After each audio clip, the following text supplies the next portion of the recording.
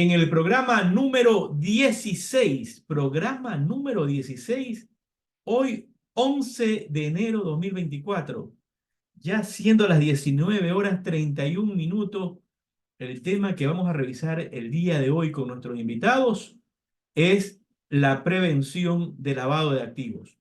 Y aquí una explicación. Este tema que vamos a revisar el día de hoy es un programa introductorio para entrar a este proceso de análisis de lo relacionado al lavado de activos. En el futuro vamos a ver sobre el tema de la debida diligencia, sobre el tema de los manuales, sobre los procesos internos que nosotros debemos implementar para que dentro de nuestras empresas tener mucho cuidado referente a este tipo de situación.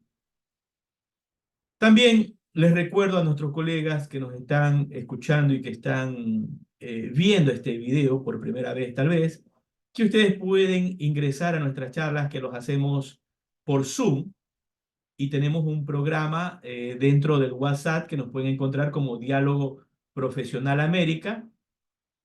Y en el Zoom ustedes pueden ingresar con el ID de la reunión, el número 81 89 08 17 317 que lo pueden ver en la pantalla. Y el código de acceso 82 70 62.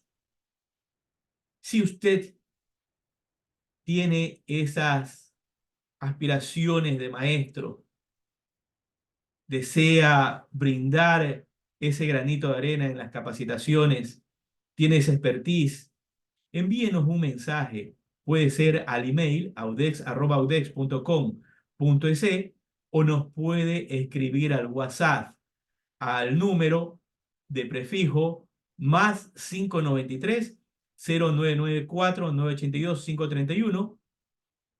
Nos ubica y nos envía el mensaje a WhatsApp a nombre de Víctor Parrales. Y me indica: Víctor, deseo participar con este granito de arena dentro de las capacitaciones, no importa del país o la ciudad que usted sea. Bien, y a través de este mensaje quiero hacer extensivo la invitación a nuestros colegas del país de Costa Rica, nuestros colegas que nos están escuchando de Costa Rica. Deseamos que se sumen al programa. No tenemos contactos de maestros de Costa Rica y sería muy interesante que se puedan sumar a su programa.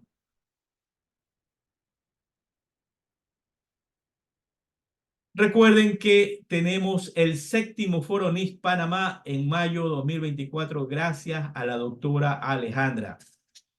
Ya hemos pasado el foro NIF número 6, el NIF número 6 que hicimos de la ciudad del país de México, gracias a esa prestigiosa universidad como es la UADY, la Universidad de Yucatán Mérida, a la cual estamos profundamente agradecidos por esa labor, todo ese trabajo implementado.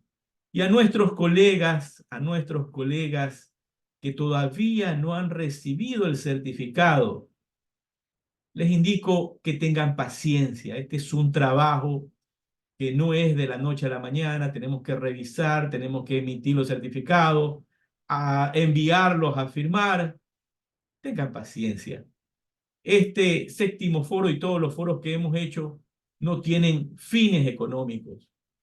Los hemos hecho con todo el amor y con toda la dedicación académica para ustedes, para que puedan sumar en su portafolio profesional un certificado.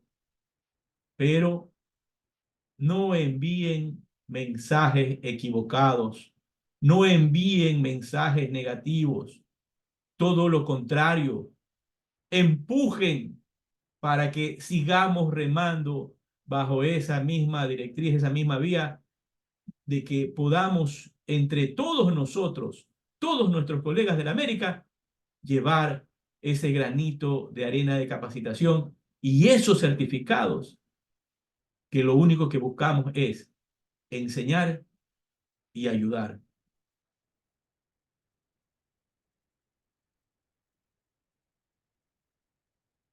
Nuestros panelistas del día de hoy.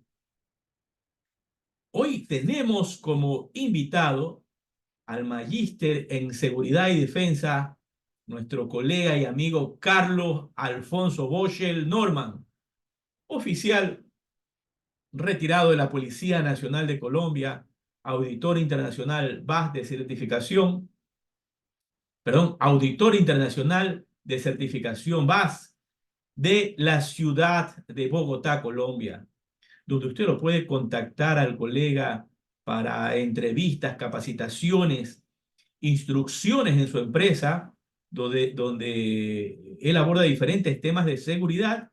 Lo puede contactar al email cboschel@gmail.com.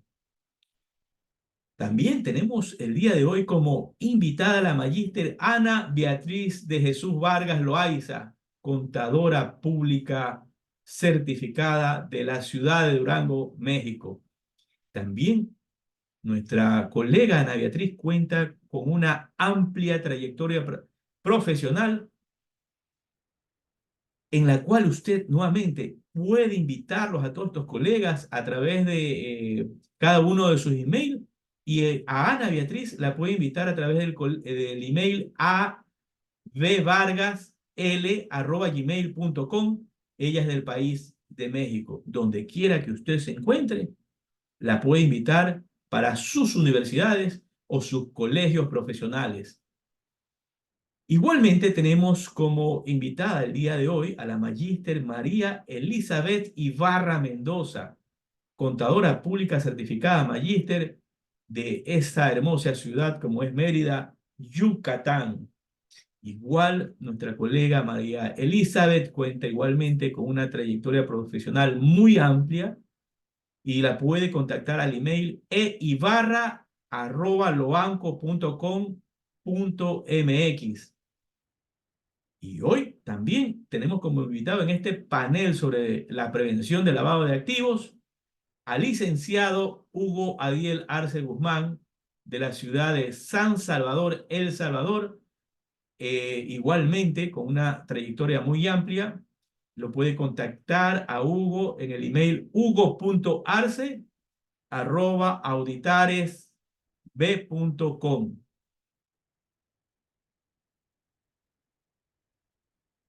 Y damos un caluroso saludo a toda esa familia de Durango, a todos esos amigos de Durango, de Ana Beatriz. Y bien, me voy a sumar, también míos. Entonces le enviamos un saludo, sí, cordial a nuestra colega Ana Beatriz Vargas Loaiza, Rubén Vargas Quiñones, a Ana Beatriz Loaiza, María Teresa Loaiza Díaz, a Ana Beatriz, a Diana y Tere Delia, a, la licenciada, a Verónica Hernández, a Fernando Río, a Sandra Díaz, Alma Padilla, Patti González, Ana Beatriz Vargas, amigos de Ana Beatriz. A todos esos amigos y familiares, un fuerte abrazo y que viva Durango, que viva Durango, que viva Durango, que viva México.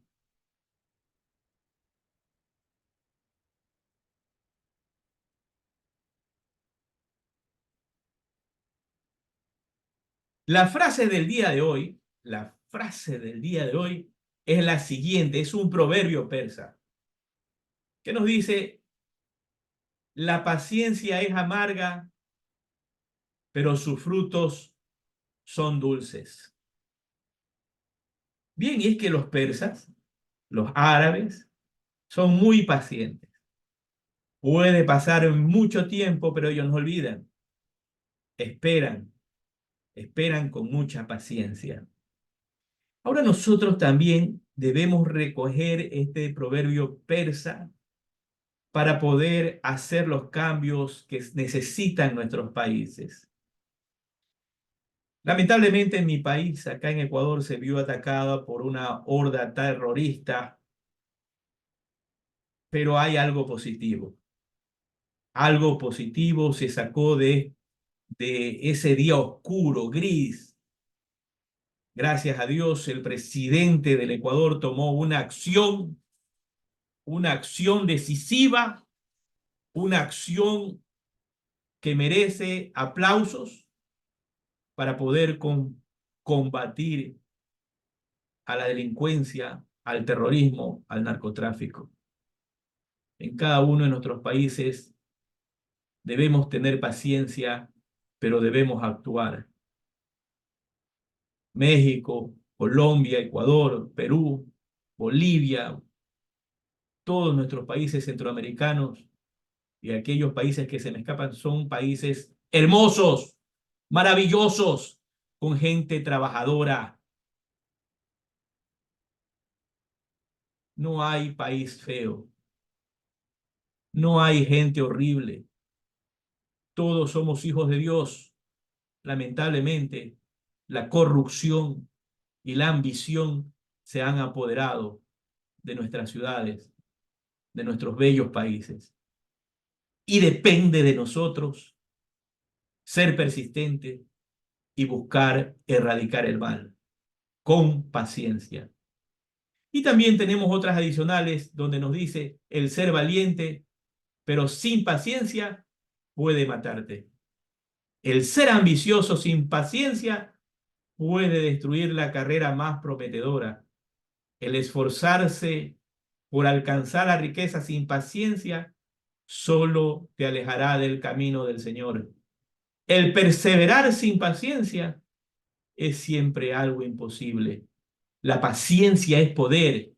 Empléala para robustecer tu espíritu, para dulcificar tu carácter, para calmar tu enojo, para sepultar tu envidia, abatir tu orgullo, refrenar tu lengua, contener tu mano y entregar todo tu ser a su debido tiempo, a la vida que mereces.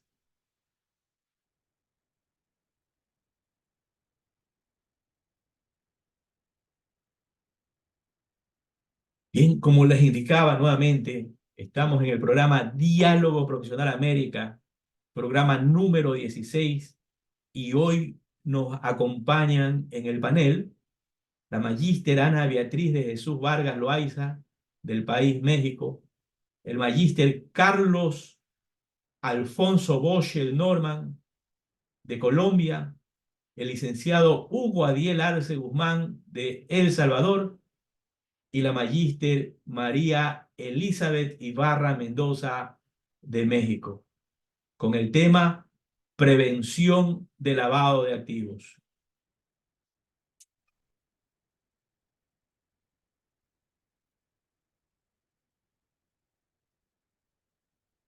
Estamos en modo galería.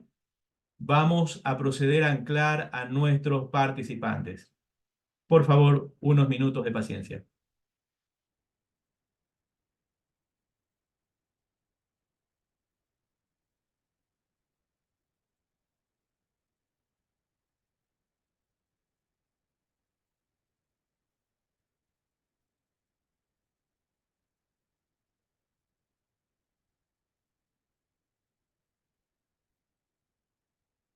Mis estimados colegas, muy buenas noches. Bienvenidos nuevamente a este programa Diálogo Profesional América. A Carlos, un fuerte abrazo, igual a nuestra colega Liz Ibarra, Anita, Hugo, bienvenidos. Hoy tenemos un programa muy interesante como el que tiene que ver con la prevención de lavado de activos. Bien, sin más preámbulos y para entrar directamente a la cocina, vamos a entrar con la primera pregunta.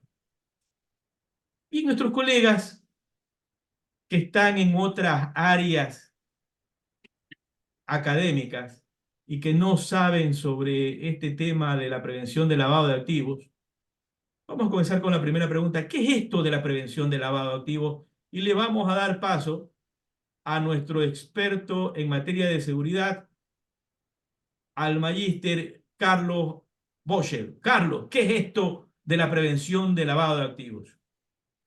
Buenas noches para ti, Víctor, para todas las personas, para mis compañeros de panel, para Ana, para Hugo, para María Elizabeth.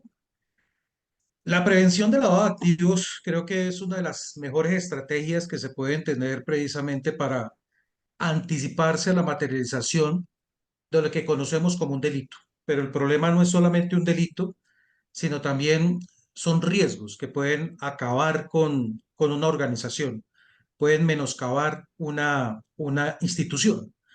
Entonces, hace más o menos unos 60 años, digamos, se comenzó a formalizar, pero son actividades que se están desarrollando, unas que son reglamentarias, otras normativas y otras de adopción voluntaria. Creo que es la mejor estrategia precisamente para evitar caer en este tipo de acciones delictivas. Bien, y ahora viene la siguiente pregunta y vamos con nuestra colega Liz Ibarra. ¿Por qué le llamamos lavado de activos? ¿De dónde nace esta palabra, esta frase, lavado de activos? Liz, Pues mira, Buenas mira que con noches, Liz. buenas noches a todos. Este, bueno, el lavado de activos como tal tiene varias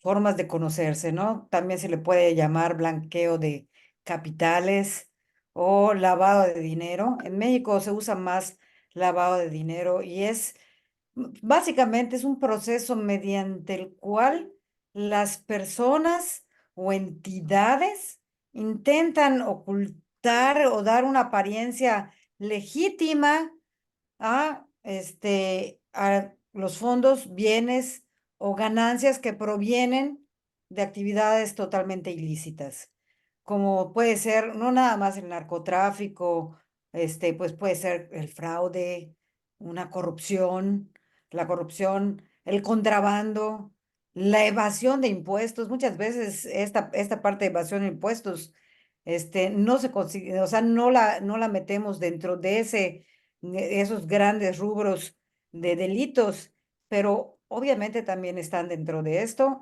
el terrorismo y otras actividades criminales que pueden ser trata de personas, y hay muchas actividades ilícitas que hacen que esto se convierta en este proceso de lavar el dinero, llegue a, a meterse a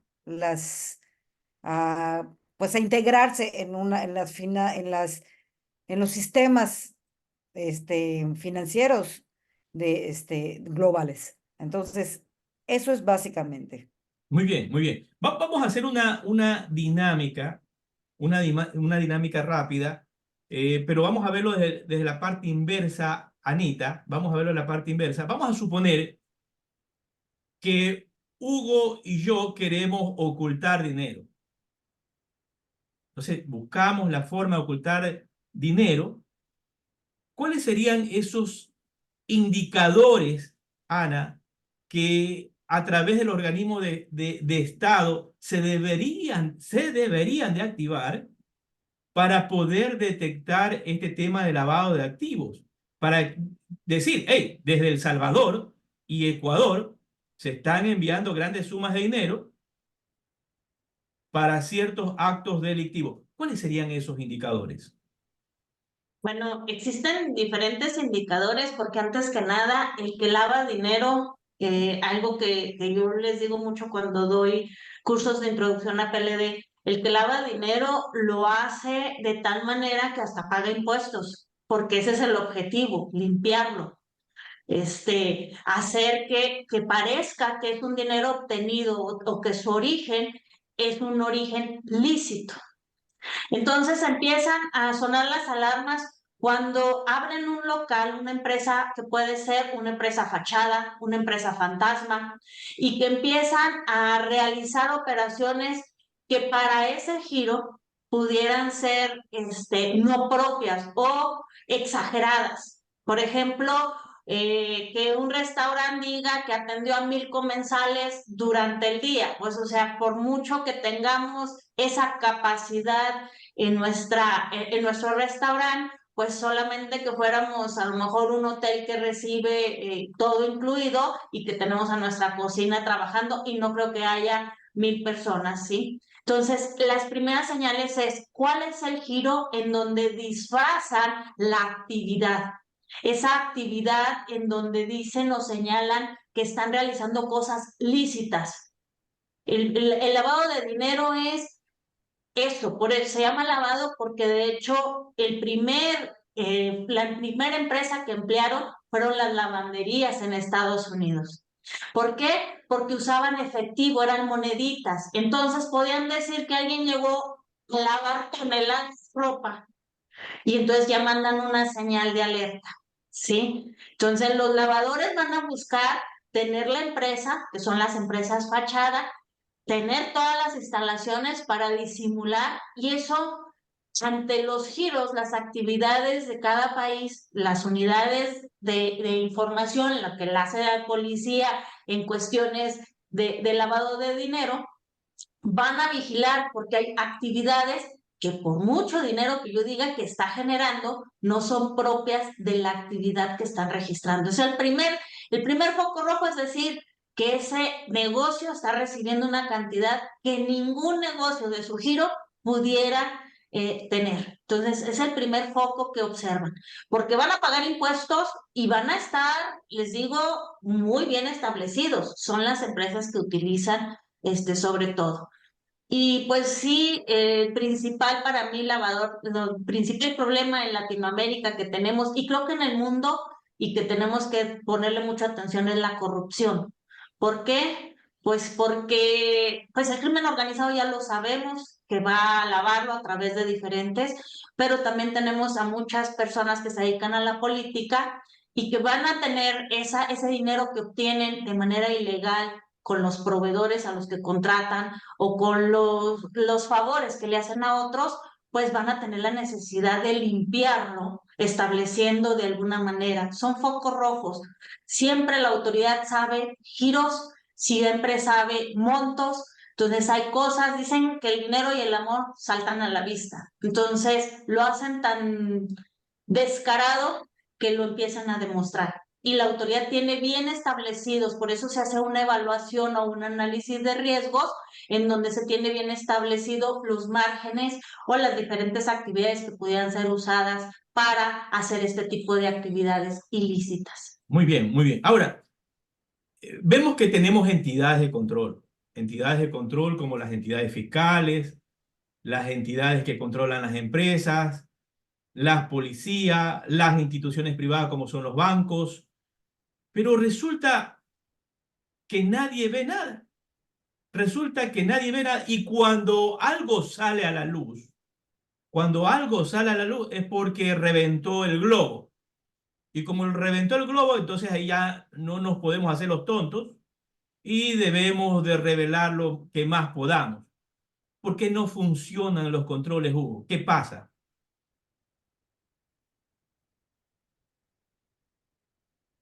Estás muteado, Hugo. Ahí está. Bueno, buenas noches a todos. Buenas noches, Víctor Hugo. Como decías al inicio, un tema bastante interesante. Eh, Esto de los controles, ¿verdad? Yo quisiera comenzar por describir un poquito el perfil del lavador, porque en realidad muchos, ¿verdad? De los casos de lavado son manejados por personas que son profesionales en el tema, ¿verdad? Que siempre van mucho más adelante de los controles, ¿verdad? Y también saben aprovechar la vulnerabilidad que tienen estos. Entonces, por eso es que muchas veces, por muchos controles, por muchas instituciones que existan, siempre logran legalizar este tipo de dinero ilícito. Y lo otro es lo que mencionaba Anita, ¿verdad? Creo yo que quizás es como el problema mayor y es la corrupción, porque casi siempre cuando, como tú dices, explota el globito, ¿verdad? La gente involucrada es de las instituciones gubernamentales que llevan un poquito esto de la supervisión. En el caso de las empresas, muchas veces es por desconocimiento, ¿verdad? Del tema y los controles en realidad no están muy adecuados a ver esta parte del lavado de dinero, ¿verdad? Por eso es que en su mayoría ¿verdad? Este tipo de operaciones o transacciones no las detectan los controles. ¿Ya? Gracias. Me voy con Carlos. Carlos, adicionando la misma pregunta, y tú que estás metido en este tema de la seguridad, el control, ¿por qué son tan permeables nuestras entidades? Si no estamos hablando de $1.000, $10.000, estamos hablando de cientos de millones de dólares en transacciones acumuladas en cuentas que pasan por instituciones del Estado que tendrían que ser declaradas por personas naturales en sus declaraciones de impuesto a la renta, pero nuevamente, nadie se da cuenta. ¿Qué pasa? ¿Qué consideras que pasa? Hay un alcance. El Banco Mundial nos ha dicho que puede estar lavando al año más de 2 billones de 2 dólares. billones, 2 2 billones de dólares. billones de dólares. Y en este escenario, el tema del lavado de activos es muy complejo. Y es complejo precisamente porque eso es lo que busca el delincuente. No olvidemos que primero debe existir una acción. Por ejemplo, esas acciones se dan especialmente cuando alguien adquiere, invierta, transforma, administra, conserva, resguarda, transporta, almacena o custodia. Y viene la otra parte y es tener claro que son bienes de origen mediato o inmediato de acciones delictivas. O sea, hay una primera connotación y es demostrar que ese dinero o ese bien o ese activo es producto de una actividad ilícita. Ahora, cuando comienza a desarrollarse precisamente esa actividad de transformación, donde el lavador coloca el bien o el activo para fraccionarlo, transformarlo, y lo que busca es precisamente que las entidades de investigación y las entidades de control puedan detectar y unirlos precisamente con esa actividad que está haciendo. Entonces, ellos tienen todo el tiempo para poderlo fraccionar y mientras los órganos de investigación están tratando de unirlos para poderlo llevar, sencillamente comienza la tercera etapa que tienen ellos, que es la etapa de la integración o el famoso goce del capital que en este momento han tenido. Entonces, es muy difícil. Por ejemplo, aquí en Colombia hay 64 delitos subyacentes que van de la mano con el lavado de activos. Entonces, no es, venga, es que en este momento Víctor se puso de acuerdo con otra persona y va a ocultar dinero.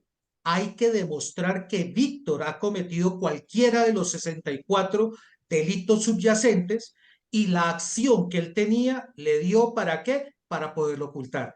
Es muy complicado y entonces, mire que esto va de la mano, es precisamente de la habilidad que tenga la investigación, pero sobre todo de los elementos materiales de prueba y las evidencias que se puedan realmente aportar para poder llegar a este tipo de tarea. Entonces, no es una tarea fácil, no es que realmente la gente pueda verlo pasar, sino que poderlo realmente judicializar no es tan fácil, mi estimado Víctor. Ahora, bien, yo creo que lo que les voy a decir pasa en todos nuestros países. Hay una persona natural que tiene varias casas, que tiene cuentas millonarias, tiene vehículos, tiene empresas, pero en su declaración de impuesto a la renta tiene cero. ¿Qué nos dices, Liz? ¿Pasa lo mismo en México? Sí, yo creo que pasa en todos lados. La realidad es que yo comentaba que la evasión de impuestos también es parte de este lavado de dinero. El objetivo realmente que tiene el lavador es convertir todo ese dinero de actividades ilícitas que los vaya transformando en bienes que sean lícitos, que parezcan lícitos. Y como bien dice Carlos, es muy difícil a veces detectarlo y puedes tener muchísimos controles, tener tus matrices de riesgos, tener gente especializada y pues a veces no es tan sencillo. ¿Por qué? Porque siempre van un paso adelante. Y lo mencionaba Hugo, siempre va un paso adelante el lavador. Ya conoce esos pequeños detalles en la parte vulnerable que tiene, pues, la misma autoridad, las mismas instituciones, las mismas empresas, y va metiéndose de tal manera que cuando puedes darte cuenta, que si llegas a darte cuenta, dices, híjole, ¿y esto por qué? No lo vi antes, pero es muy, muy complicado. Yo creo que una de las cosas que pasa específicamente es que aunque, y lo decía Ana, en cuanto a las empresas que hay empresas fantasmas, hay que conocer muy bien al cliente y por eso hay una las partes esenciales es el conoce a tu cliente. Ese formato, esa actividad que hay que hacer, una, un estudio minucioso de las actividades que tiene ese cliente en específico. Y así nos vamos a dar cuenta si hay alguna cosa que no vaya de acuerdo a lo que debe ser su Muy bien, operación. muy bien, gracias. Ahora, Anita, yo creo que es una cuestión también de decisión, Ana. Acá en Ecuador tuvimos ahora recientemente, el día de ayer, un problema de alzamiento narcoterrorista, lamentablemente. Ujú. Y esto se pudo haber evitado. Pero ¿tú crees que el funcionario que trabaja en el estamento público tiene miedo? ¿Tiene temor de escarbar y ponerse a investigar, entendiendo que muchas veces eso le ha costado en tu país a mucha gente la pena de muerte por el tema del sicariato? ¿Qué tú opinas, Ana? ¿Hay temor? Mira, cuando hablamos de delito, y lógicamente en el caso de nosotros los profesionistas en cuestión de prevención de lavado de dinero, te voy a dar el caso México, es increíble, pero tenemos una ley muy nueva que habla sobre la prevención. Esto no es nuevo en el mundo y pues la prueba está de que desde que inició, pues hay películas y ese es el problema, que hacemos héroes a los malos. Desde ahí empieza un problema de educación, un Así es. problema de formación, un problema en donde hacemos creer que el dinero se obtiene de manera fácil y por eso vemos también, por desgracia, a personas que se van hacia los fraudes y permiten que ocurran los fraudes porque les llama la atención esas empresas que ofrecen tasas de interés, etcétera, etcétera. Entonces, el crimen organizado no en balde se llama organizado, porque están plenamente organizados en sus actividades.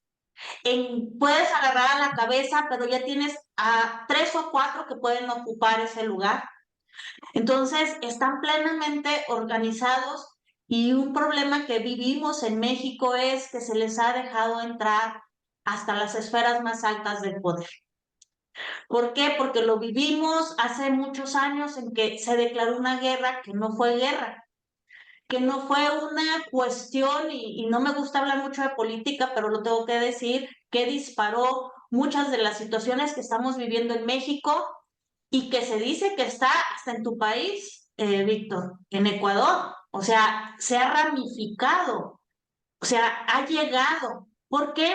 Pues una de las cosas principales es las altas demandas que tienen los productos que estas personas comercializan.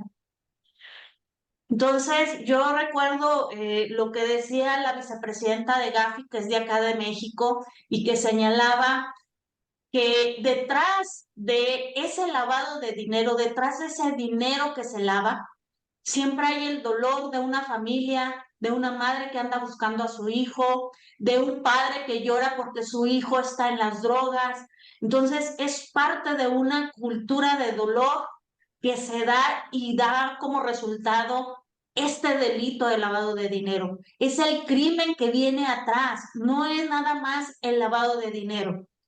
Y la prevención del lavado de dinero que los profesionales de la contaduría pública debemos de ayudar a las empresas que nosotros guiamos en su actuar, es para eso, para evitar que entre ese dinero a manchar a ese empresario, a ese emprendedor que con gran esfuerzo, poniendo en riesgo su patrimonio, puede ponerse como una actividad vulnerable o que la puedan usar para lavar dinero.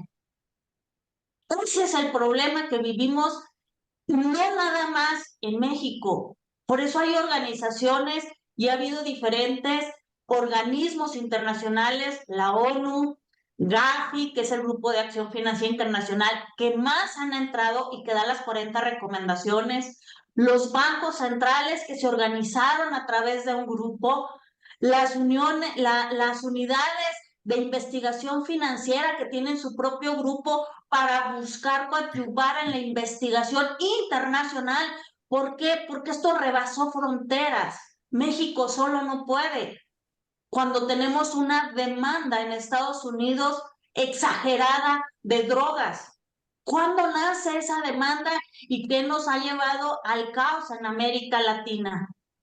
Que Estados Unidos crea guerras y es más fácil drogar a los jóvenes que están en batalla que llevarles alimentos. Y obligaron a países como Colombia, como México, a sembrar marihuana, a otros coca, para crear y me empezaron a comercializar con armas, porque esas armas no llegaron ni a tu país ni a mi país por obra del Espíritu Santo. Llegaron porque son armas que ni los ejércitos de nuestras naciones tienen. Están mejor armados que los ejércitos de nuestra nación. Entonces, esto ya rebasó en muchas cuestiones y nuestra trinchera está en cuidar a nuestras empresas. Muy bien. Entonces, sí tenemos como contadores públicos una labor de prevención. Y es por eso que el tema de PLD está del lado del contador. ¿Por qué? Por las empresas que nosotros vigilamos y que debemos de llevar en buen camino a una administración pura, limpia, con ética y con profesionalismo.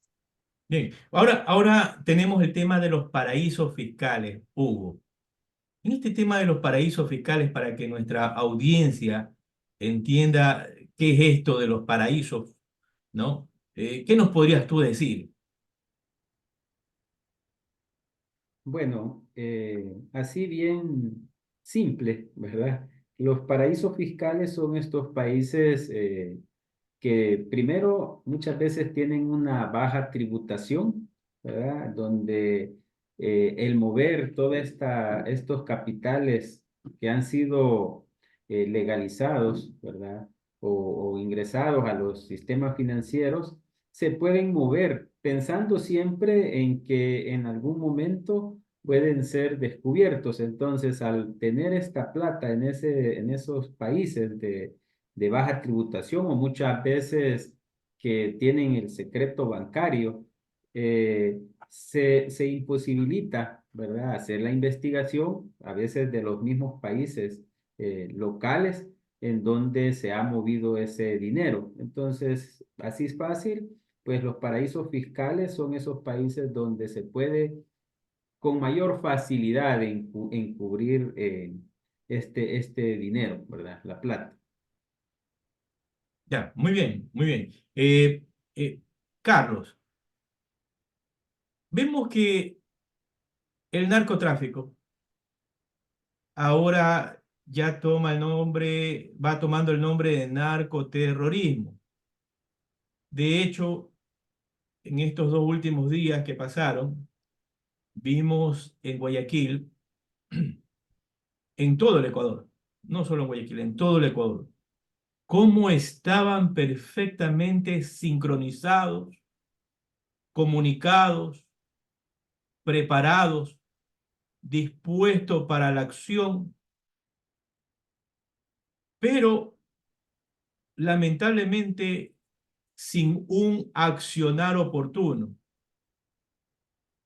¿Qué podemos decir que es el narcoterrorismo, financiación al terrorismo? Eh, la Convención Interamericana de la Lucha contra el Terrorismo, después de la primera, en el 89, cuando viene el tema de la Convención contra las organizaciones que estaban dedicados al tráfico de drogas, comienza a levantar la mano y a darse cuenta que precisamente esa cantidad de dinero que tenían este tipo de grupos podían terminar en manos de ¿qué? En manos de terroristas. Y cuando nosotros estamos hablando de los temas de financiación del terrorismo, es cualquier forma o acción económica que ayuda o que media para que se proporcione un activo, una financiación para que estas personas terminen desarrollando este tipo de acciones. Para nadie es un secreto, Colombia desafortunadamente en la década de los 80 del siglo pasado comenzó a tener ese ejemplo del narco que sencillamente tratando de someter al Estado comenzó a utilizar el terrorismo. Y desde ahí comenzó a hablarse del narcoterrorismo. Y esto después pasa a México, ahora viene para qué, viene para Ecuador y va a seguir la senda. Era lo que hablábamos la vez pasada. Muchas veces nosotros no aprendemos de las historias, de lo que se ha pasado en otros lugares. Ahora, ¿cuál es el problema de la financiación del terrorismo? El problema es que no solamente es producto de financiación de actividades ilícitas, sino también de lícitas. Es decir, dentro de esa forma de blanqueo de capitales, colocan empresas fachada que se encargan precisamente de proveer con activos de forma legal a este tipo de organizaciones. Y lo peor, mientras que el lavado de activos es un producto del delito ya materializado, la financiación del terrorismo está preparando es que se materialice un nuevo delito. Entonces, mira cómo van los dos elementos. Mientras que en el lavado de activos los volúmenes son mucho más altos, en la financiación del terrorismo los volúmenes son más pequeños. Entonces, son mucho más difíciles de poder rastrear. Mientras que acá, en esta parte del lavado de activos, digamos que en este escenario lo que se busca es ganar esos activos para poderlos gozar después de haber cometido un delito. Acá el terrorista lo que busca es precisamente eso que está viviendo hoy en día Ecuador, y es precisamente alterar la tranquilidad que tienen las personas y en este caso, en esa alteración, aprovecharse para pasar por encima de qué, de los mismos estados. Sí, entonces, pero para eso se necesita dinero. Claro, ojo, porque hay un error muy marcado hace unos años y es creer que el tema de las drogas es el único realmente motor que tiene el lavado de activos y la financiación del terrorismo. Es el más importante. Mira lo que nos estaba diciendo Ana y lo estaba diciendo Liz, que los temas de corrupción, también con su efecto paraguas, es uno de los principales, digamos, que le entrega dineros precisamente a ese tema. Colombia tiene esa circunstancia. Nosotros tenemos un grupo terrorista, que en este caso es el ELN, tenemos un grupo terrorista que fue declarado porque entró en un proceso de paz el año pasado, que eran las extintas FARC. Hoy en día lo tenemos con una banda criminal que es la nueva FARC, donde ellos, a través precisamente de los temas de los recursos públicos, también se financian. Entonces, es una cantidad de actividades que uno no puede descartar. El tema del narcotráfico es uno de los principales, pero no es el único, Víctor. Muy bien. Ahora Liz, en todos los países, y no tienen el mismo nombre, vamos acá en Ecuador se llama la Unidad de Análisis Financiero y Económica. En Colombia, ¿cómo se llama? La UIAF, En México, Unidad de ¿cómo se llama? Información y Análisis Financiero. Ah, muy bien. En México, Comisión Nacional Bancaria de Valores. ya. ¿Y en El Salvador cómo se llama? Unidad de Investigación Financiera, la UIF. La UIF. Ya, de esto, como esto no es un tema aislado, es un tema internacional que se aplica a todos los países, las empresas deben de tener un oficial de cumplimiento. En Colombia hay oficial de cumplimiento. Sí. En México también. En El Salvador, sí hay Tenemos oficial. dos figuras, sí. Tenemos dos figuras, Víctor. ¿Ya? Tenemos el oficial de cumplimiento que está, digamos, como obligado toda la parte de las instituciones financieras y tenemos el encargado de cumplimiento que es para las empresas no financieras, podríamos decir, o Ya, empresas muy bien. privadas. Entonces tenemos dos. Igual en México son las dos figuras. Oficial de cumplimiento es para las entidades financieras y encargados de cumplimiento para las actividades vulnerables. Acá así se les dice en la ley PIORPI, actividades vulnerables. Ya. Y perdón, Sí. Víctor, también complemento. Para Colombia no es por la actividad, sino es por el sistema de prevención. Entonces hay sistemas de prevención que piden oficial de cumplimiento y hay otros que piden encargado de cumplimiento, con funciones al parecer similares, pero no son iguales. Sí. Ya. Muy bien. Entonces tenemos el oficial de cumplimiento. Y el oficial de cumplimiento es un profesional que debería estar plenamente capacitado para ejercer esa función, saber lo que tiene que hacer, pero parecería que no funciona. Parecería que no tiene la suficiente capacitación o la suficiente instrucción por parte de las entidades de control de lo que es un oficial de cumplimiento. ¿Tú opinas lo mismo, Liz, o consideras que sí están bien preparados? Mira, yo te puedo decir que el proceso para ser oficial de cumplimiento en México no es nada sencillo. De hecho, dentro de las estadísticas que tiene la Comisión Nacional Bancaria de Valores acerca de los exámenes para llegar a ser oficial de cumplimiento, son exámenes exhaustivos donde se ve pues prácticamente toda la literatura relacionada con el lavado de dinero y el financiamiento al terrorismo. Y sin embargo, yo creo que hace falta hacer más cosas, ¿sí? O sea, en todos los sistemas de control creo que siempre hay que innovar y como se ha comentado, los lavadores y los terroristas, las unidades criminales son mucho más ágiles y organizadas que la propia autoridad. Bien, la Entonces yo misma creo, pregunta. Sí, sí, sí, yo sí. creo que Continúa. dentro del oficial de cumplimiento, pues fíjate que a mí me tocó, y esto está, bueno, está creo que incluso en Netflix, todo el tema de HCBC en México.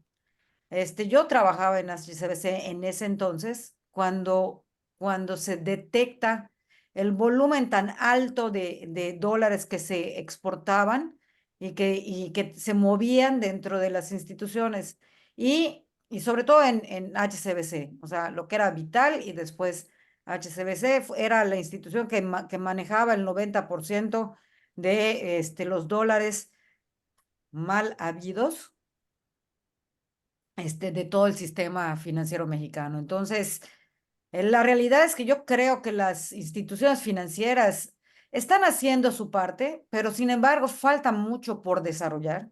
Creo que no es suficiente.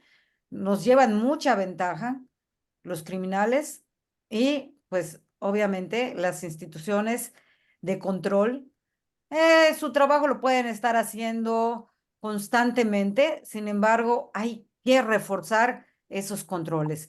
Va creciendo poco a poco, o sea, no se desarrolla de un día para otro, es algo que ha estado modificándose y que se va ajustando a las necesidades y a los nuevos patrones de lavado de dinero, porque surgen nuevos patrones día con día y vamos viendo cosas diferentes porque hay esa inteligencia o esa organización que trata de ver esas partes vulnerables de la ley, ¿no? Bien, Y en las instituciones, sí, en las instituciones financieras, pues básicamente la debida diligencia del cliente, como yo comentaba, es una de las principales tareas en una institución financiera. Y el oficial de cumplimiento tiene que ver que esa actividad al menos se haga perfectamente bien, para que no haya forma de que puedan entrar activos ilegales, ilícitos dentro de la institución. bien, Ana, similar a la pregunta, pero con lo que respecta al oficial de cumplimiento, pero tú consideras que está funcionando la figura del oficial de cumplimiento? ¿Está funcionando o hay debilidades que no lo dejan funcionar? Bueno, quiero decir que el profesional, el que es oficial de cumplimiento, el que es encargado de cumplimiento, en el caso México, se está promoviendo la certificación. Y lógicamente esa certificación tiene una duración de 2 años. Es decir, tienen que estar en continua capacitación. Hablar de que no está funcionando es como decir cuando hay una alta evasión en un país que los contadores no hacemos bien nuestro trabajo. Y no. Yo pienso que lo que pasa es que estamos rebasados. ¿Por qué? Porque el oficial o el encargado de cumplimiento puede saber todos los puntos que tienes que hacer en una debida diligencia de los clientes. Y entonces uno palomea, "Ah, esto tengo que hacer, esto tengo que hacer". Pero el vendedor, por ejemplo, de un automóvil, por hacer la venta la venta y por llevarse su comisión, le va a decir al cliente el cómo sí. ¿Por qué?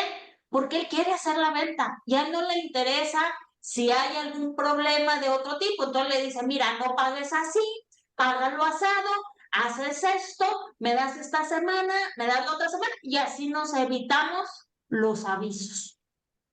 Prevención de lavado de dinero no son solo avisos. Prevención del lavado de dinero es cuidar nuestro sistema financiero. Prevención del lavado de dinero es cuidar el patrimonio de los empresarios. Entonces, desde ahí tenemos que cambiar esa visión, pero no es culpa del encargado o del oficial de cumplimiento. Él está en su trinchera, adentro de una empresa o adentro de una institución financiera, cumpliendo con su papel, pero él no puede estar en el lugar del asesor de cuentas en un banco. No puede. O sea, él no puede ser, no podemos estar más que en un solo lugar. ¿Qué nos falta esa conciencia del no por querernos llevar la comisión, o por querer cerrar el trato, o por querer cumplir una meta como en los bancos se los ponen? Que hay personas que evitan hacer un paso, que no lo hacen, y no es culpa del oficial de cumplimiento. El oficial de cumplimiento también tiene un auditor. Hay auditorías en prevención del lavado de dinero. Es decir, alguien más me revisa mis expedientes, que yo tenga todo en mi expediente, que yo haya hecho todos los pasos. No nada más soy yo oficial de cumplimiento o encargado de cumplimiento. También se contrata a un auditor externo. Entonces, no son los profesionales los que están fallando. El problema está en el volumen, en la cantidad de personas que se prestan para el lavado de dinero o para la desviación de recursos. ¿Sí? Muchos de los principales lavadores, yo siempre lo voy a decir, muchos para mí son funcionarios públicos, servidores públicos. Y entonces te enfrentas al poder, porque en el caso México, a pesar de que existe la figura de persona políticamente expuesta, pues hasta la fecha seguimos esperando, quienes nos dedicamos a esto, que exista aquel famoso programa en donde yo pueda saber quién es diputado local o quién es regidor en un municipio de Yucatán. Yo estoy en Durango, pueden venir a Durango a abrir una cuenta, pero yo no sé que es una persona políticamente expuesta. ¿Por qué? Porque no tenemos ese censo. ¿Y por qué no lo tenemos? Porque lógicamente que quienes hacen las leyes, por desgracia, también están involucrados en este tipo de delitos. Y entonces, pues no se van a tirar un balazo al pie y poner leyes que los lleguen a condenar cuando se les quite el fuero. Eso es una realidad en nuestros países. Y ahora con lo que hemos estudiado y con lo que empieza a salir a flote, pues también en los países del primer mundo no cantan mal las rancheras, decimos en México. ¿Por qué? Porque es el mismo nivel de corrupción, nada más que con una corbata diferente y a ella se les llama lores, o a ella se les llama Cámara de Representantes, o a ella se les llama de otra manera. Pero Muy es lo bien. mismo a nivel mundial. Es un problema inmerso de obtener dinero fácil a través, les digo, ahorita hablaba Carlos atinadamente, no nada más es la droga, es la trata de personas, es también, por desgracia, la trata de niños, tengo que decirlo. En México es uno de los delitos más fuertes y se está dando de que roban niños, ya sea para tráfico de órganos o para la pedofilia. Eso es Bien, vamos. algo difícil de creer, pero aquí entra la moral, los valores, y eso es lo que se está perdiendo y nos lo está demostrando al observar cuánto es preferible el dinero sobre la persona. Bien, vamos a darle paso a Hugo y antes de darle paso a Hugo, a nuestros colegas que están conectados a esta transmisión, pueden levantar la mano digital para realizar las preguntas correspondientes o los alcances o las exposiciones que ustedes tengan. Mientras que alguno de nuestros participantes levanta la mano digital, nos vamos con Hugo. Hugo. Bien, entre las tareas que tienen que realizar el oficial de cumplimiento es revisar esas operaciones inusuales o sospechosas. Pero la pregunta es, el oficial puede estar revisando, hay que tener claro, por si acaso a nuestros colegas que nos escuchan no es un oficial de policía, un militar, tiene el nombre de oficial a un profesional que se le ha dado ese título. Pero este oficial, a más de ver la transacción que puede ser 100.000 o $1.000.000, ¿qué puede hacer? Porque más allá de tratar de investigar o hurgar sobre una operación, es complicado, es difícil. Existen todas las trabas habidas y por haber. Entonces, ¿qué nos podrías decir sobre estas operaciones inusuales o sospechosas? Bueno, primero, quizás esto del oficial de cumplimiento, en nuestro caso, el delegado. Eh, Acá, al igual que creo yo en los demás países, es un tema que a pesar que ya lleva varios años, pero como que en estos últimos 3 ha tomado mayor fuerza. El oficial de cumplimiento no solamente es esa parte, sino que en nuestro caso hay todo un procedimiento o una estructura de cosas que debe de hacer.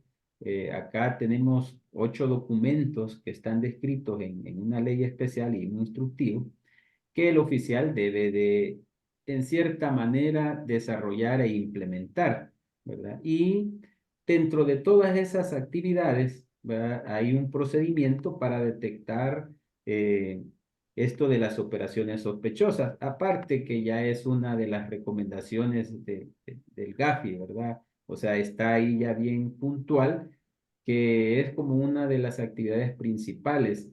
Y este caso, y en este caso el oficial, tiene en cierta medida ser como el especialista, ¿verdad? Para poder detectarlas. Las operaciones sospechosas son aquellas transacciones inusuales que se dan en una organización. Eh, por ejemplo, nosotros acá manejamos como una situación quizás de las tipificaciones más graves, las transacciones en efectivo. Entonces, una operación sospechosa en una compañía puede ser el caso, bueno, tú, Víctor Hugo, ¿verdad? Siempre pagas a través de una transferencia todas tus compras, ¿verdad? En una organización y de repente un mes llegas y pagas en efectivo $25.000. Entonces, el procedimiento establecido en este caso, ¿verdad? Y discutido y comunicado internamente, en automático el cajero, ¿verdad? O quien recibe esa plata, tiene que alertar el sistema y decir, mire, aquí viene Víctor Hugo, ¿verdad? Él siempre nos haya pagado con cheque, ¿verdad? Y bien raro que hoy trae efectivo. Entonces, eso ya se vuelve una operación sospechosa. Otra operación sospechosa podría ser que nosotros, por ejemplo, tenemos zona oriental, occidental y central, y que eres un cliente de la zona occidental y andas comprando en toda la zona, ¿verdad? Y entonces dice, pues Miguel, ¿por qué teniendo quizás la casa matriz o central en tal lugar, por qué va a comprar hasta allá? Los volúmenes también puede ser una operación sospechosa, ¿verdad? Que siempre nos has comprado $5,000 y de repente apareces comprando $100,000. Entonces, esa es así, digamos, en ejemplos, una operación sospechosa que debe de ser detectada por el sistema y informada. Ahora, hablábamos de la responsabilidad del oficial de cumplimiento. En realidad, no solamente es responsabilidad del oficial la detección de estas operaciones o de cualquier actividad que esté ligada a lavado. Es toda la organización, ¿verdad? Porque imaginémonos en una multinacional, en una corporación donde el oficial de cumplimiento está allá en el 10º piso, ¿verdad? Y cómo darse cuenta de que alguien llegó a pagar en efectivo, que cómo cambió su modo de paga y todo eso. Entonces, es importante que toda la organización colabore, ¿verdad? Que haya esa comunicación. Muy bien, muy bien. Ahora vamos a irnos a unas preguntas que tenemos de los invitados. Le vamos a dar paso. Vamos a ir en este orden. A nuestro colega José Luis Ramírez le vamos a dar paso, después a nuestra colega Angélica Arroyo y después de eso vamos a leer los mensajes que nos han enviado. José Luis, tienes la palabra.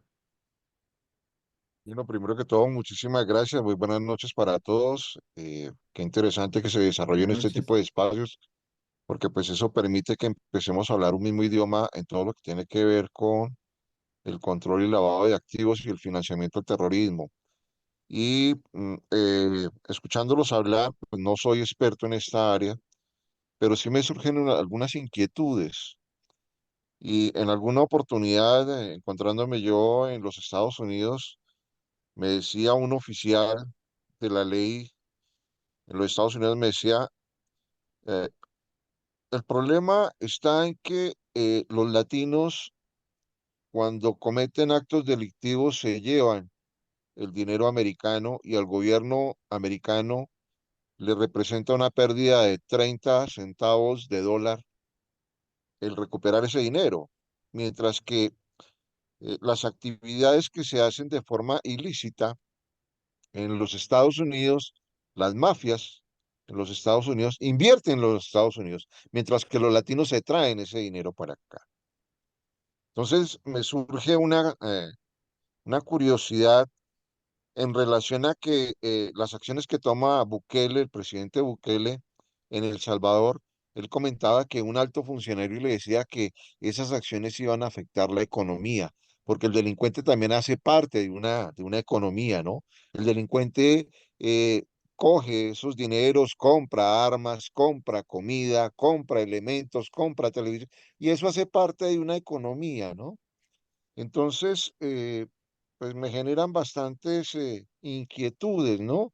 ¿De qué opinan ustedes? Pues eh, ese control de financiamiento al terrorismo en los Estados Unidos empieza como en los años 70, mientras que en América Latina surge como en los años 2000, creo que es. Somos relativamente nuevos. ¿Qué tanto puede afectar las economías de eso que se está hablando de que los narcos, la delincuencia, pues utiliza estos dineros precisamente y que hacen parte de una economía que está circulando, ¿no? Es decir, estoy un poco confundido porque no sé cómo, pues no estoy dentro del medio contable, ¿no? Pero lo Así es, único José Luis, cierto es tranquilo. que sí, pero sí, lo único cierto es que sí son grandes cantidades de dinero que se manejan para la financiación del terrorismo y para actividades delincuenciales como las que vimos hace un par de días en el hermano país del Ecuador. Les Muy quisiera la bien. opinión de ustedes que son los expertos. Ya. Gracias. Dos minutos, Vic- 2 minutos por panelista para que así puedan brindar cada uno de ustedes una respuesta directa y clara a nuestro colega. 2 minutos, comenzamos con Carlos. Carlos. ¿Incide? La respuesta es sí.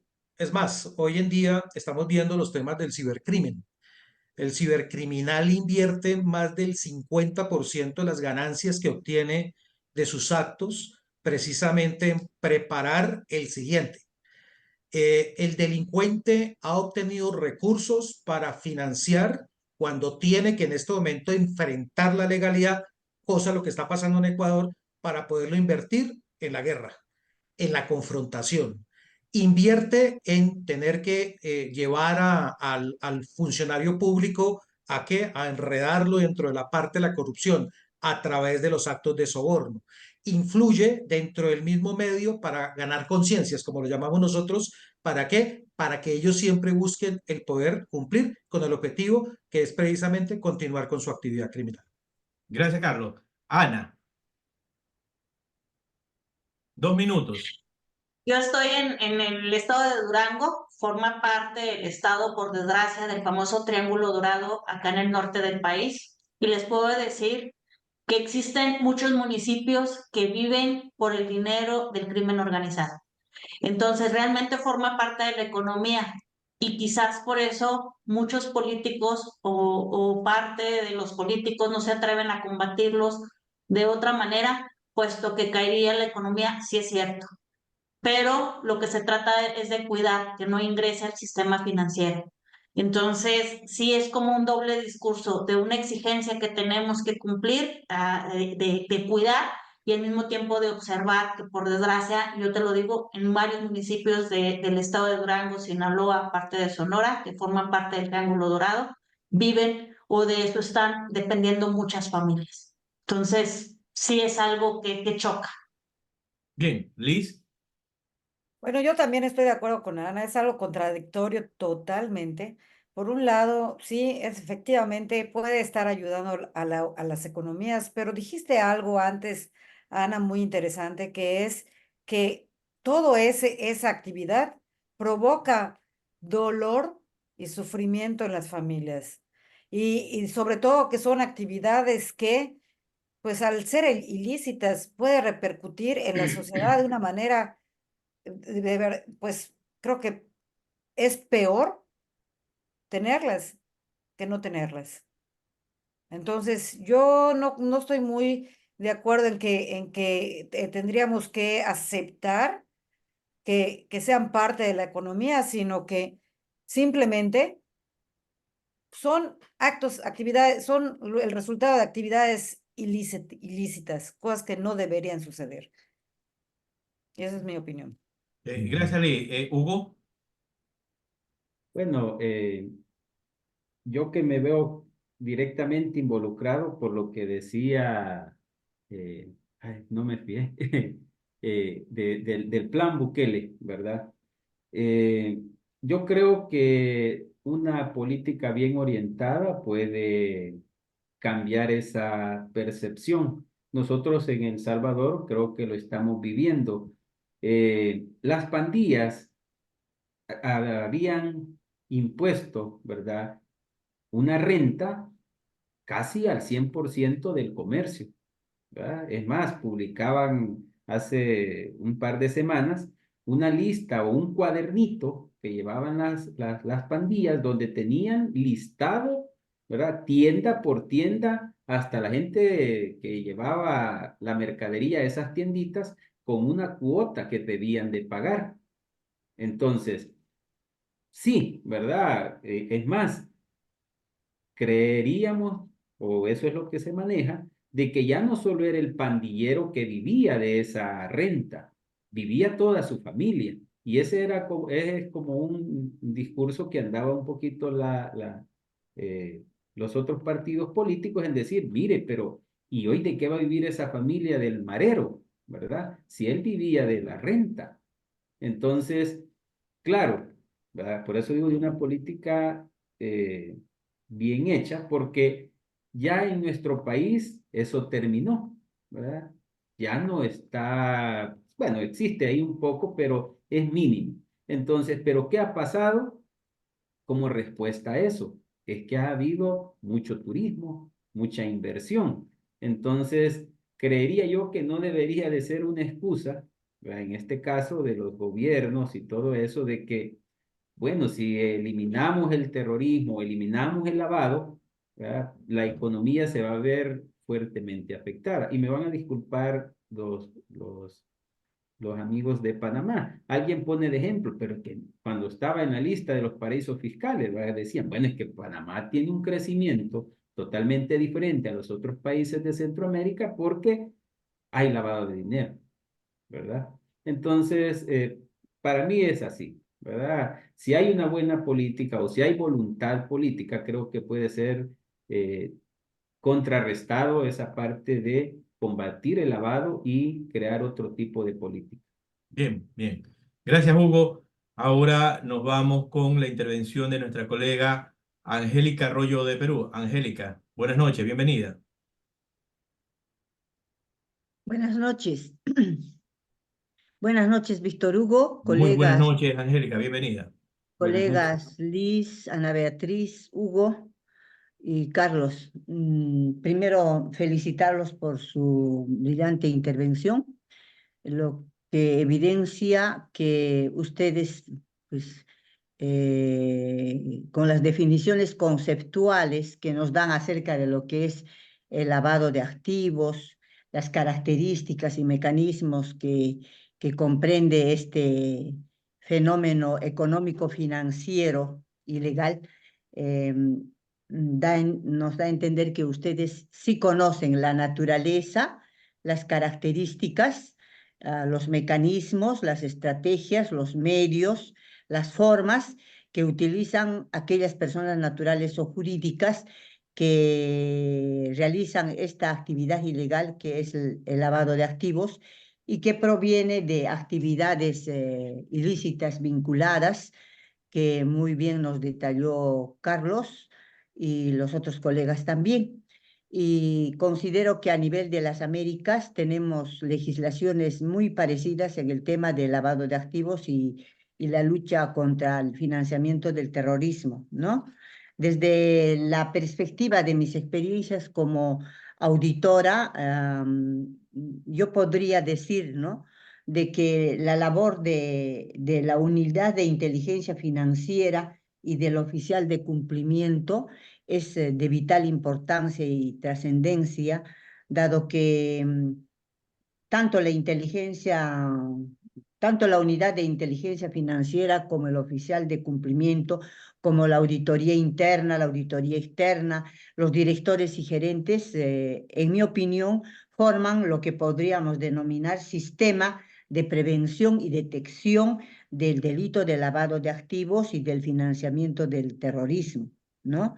Entonces, todas estas personas jurídicas, como por ejemplo en el Perú la Unidad de Inteligencia Financiera, las personas naturales como los oficiales de cumplimiento y las sociedades auditoras que realizan auditorías externas o los auditores internos y los directores y gerentes, tienen como propósito realizar una labor de control permanente para prevenir y detectar la comisión de este delito que contribuye pues negativamente en la estabilidad financiera y económica de nuestros países. Entonces, Angélica, mi pregunta es la eso. siguiente. No, mi pregunta es la siguiente.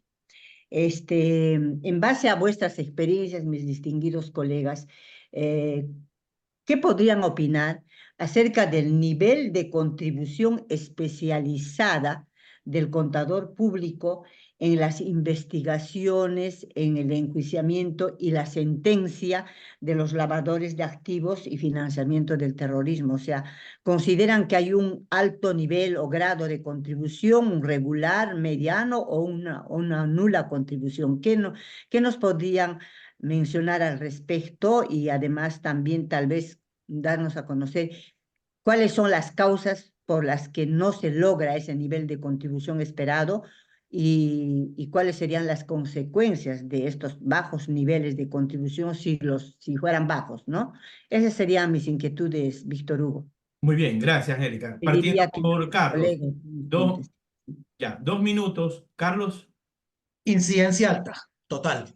Es decir, en estos escenarios, hablar de el recaudo de elementos materiales probatorios que se puedan llevar a un análisis y poderlo convertir en prueba especialmente está en los movimientos financieros.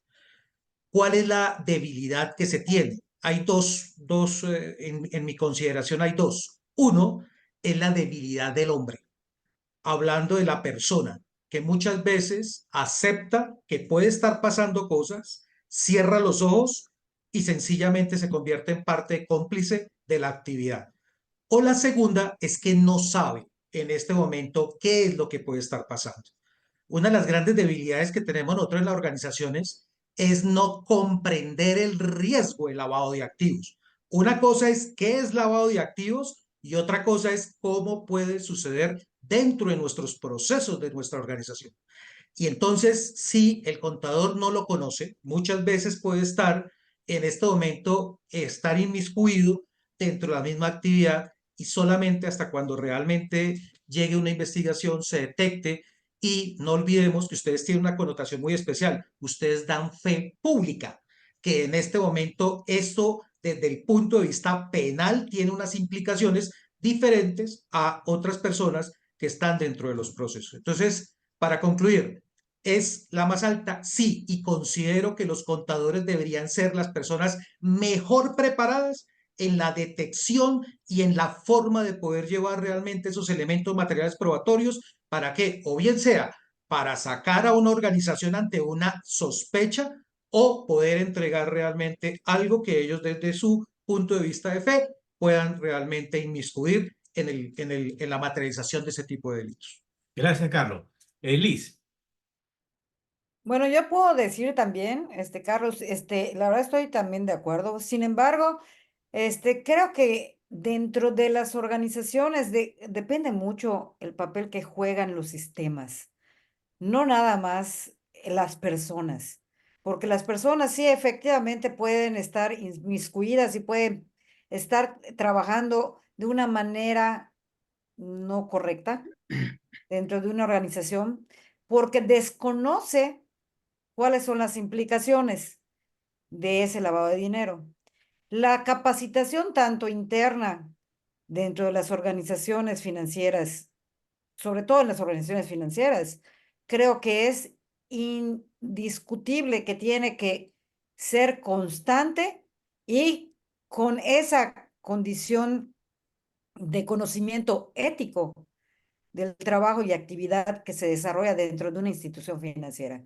Si en las instituciones financieras o las instituciones financieras bancarias, no bancarias, las casas de bolsa, todas las instituciones que están relacionadas, se llevara la debida diligencia y se tuvieran los mejores sistemas para poder detectar esas operaciones, otro gallo nos cantaba, ¿no? Bien. Entonces, creo que es una tarea conjunta. Gracias, Liz. Ana, 2 minutos. El contador público tiene un gran papel. El problema yo veo en mi país, sobre todo, que nos tienen tan ocupados en las cuestiones fiscales y que los empresarios piensan, no me voy a las actividades financieras, me voy a las actividades vulnerables, porque el sistema financiero está protegido. Pero en las actividades vulnerables, el empresario quiere ver al contador únicamente como calculador de impuestos, como presentador de declaraciones. Y piensa que este tema no lo va a tocar. Es decir, dice, yo no creo que me toque. Nos falta hacer mucho trabajo de conciencia. De hecho, el Instituto Mexicano de Contadores Públicos, los colegios de contadores a nivel nacional, las 60 federadas del mismo, han estado trabajando. Existimos comisiones, de hecho ahorita se encontraba aquí presente de mi comisión local, Alma Padilla, Patín González, que son de las comisiones locales de prevención del lavado de dinero. Nos falta hacer mucha conciencia, porque el papel del contador es esencial para las cuestiones de pruebas, auditoría forense, para toda la situación que se necesita, probatoria, porque son cuestiones financieras. Y lo financiero, señores, nos toca a los contadores. Y yo sé también que a muchos colegas a veces no le quieren entrar a este tema por el miedo. ¿Por qué? Porque por desgracia aquí hemos vivido una mayor protección a quien comete el delito que a la víctima. Al que comete el delito lo tenemos que proteger por derechos humanos.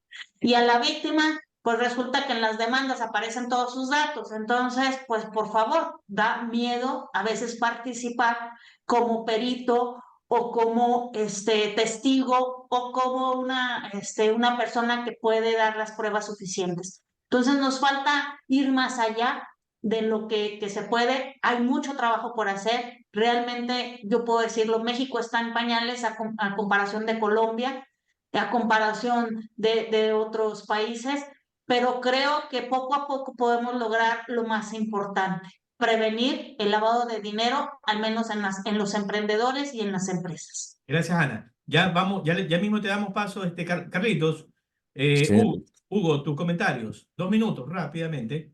Ok, yo lo voy a ejemplificar para entender qué tan importante es nuestra profesión en esta actividad. Alguien dice que un lavador necesita 3 personas. Nosotros podríamos mencionar en El Salvador 4 porque acá el abogado y el notario son diferentes, pero necesita un abogado, un contador y un auditor para toda actividad. Primero, en la constitución de una compañía, cuando se va a crear una compañía, ese balance inicial, que no sé si en los otros países se va y se inscribe, o la escritura de constitución, la tiene que elaborar un abogado, ¿verdad? Ahí ya va involucrado el colega abogado. Ya en la firma de los balances, ¿verdad? Ahí va la firma del contador y del auditor. Y para toda operación que se vaya a ingresar a la contabilidad, ¿verdad? O a las operaciones de una empresa, siempre necesita el visto bueno o la certificación del contador y el auditor. Supongámonos que un lavador compró una propiedad y la quiere ingresar contablemente a una compañía. Si es un buen contador o si seguimos, digamos, la parte normativa técnica y todo, lo primero es que le vamos a decir, ok, pero ¿y de dónde sacó esa plata para comprar esa casa o ese edificio? ¿Verdad? ¿Dónde está el documento? Pero si el contador sencillamente acepta y vos registrarla ahí como inmueble, ¿verdad? O como propiedad, planta y equipo, lo que sea, ¿verdad? Y ponerlo ahí con una cuenta y vamos a ver después cómo la liquidamos. Y si el contador deja pasar eso, ya se hizo cómplice de la actividad. Y después viene la parte del auditor. Si en nuestra auditoría de estados financieros, ¿verdad? Al encontrar eso y le preguntamos al contador, mira, ¿y esta operación cómo se dio? Ah, fíjate que el dueño dijo que ahí la dejáramos por cuenta por pagar, pero que la registráramos que está en la sociedad. Y nosotros como auditores también dejamos pasar eso, también se hizo cómplice, ¿verdad? Entonces, así ejemplifico yo la importancia que tenemos, en este caso, los profesionales, en este tipo de actividades, ¿verdad? Porque nosotros somos los que vamos certificando, como decía ahí, de que lo que está registrado como recursos o bienes de las compañías se ha dado de una manera lícita, ¿verdad? Muy bien. Así Bien. lo ejemplifico yo. Esto, lo que acabas de decir, Hugo, me recuerda algo, colegas, ¿no? Sí. Acá en el Ecuador había un periodista que hacía trabajo de investigación y todo lo demás. Y se metió al campo político, se metió al campo político. Y en el campo político, después de unos años, se hizo tremenda mansión, piscina, caballos y todo lo demás. Le preguntan, ¿cómo te hiciste tremenda mansión si eras periodista y andabas en un carrito? Sí, yo andaba en un carrito, pero esta mansión que ustedes ven es producto de todos los ahorros de mi vida. Dejé de comer, dejé de comprar esto y gracias a eso he logrado esta mansión. Después de haberse metido en la política. Qué sinvergüenza que son.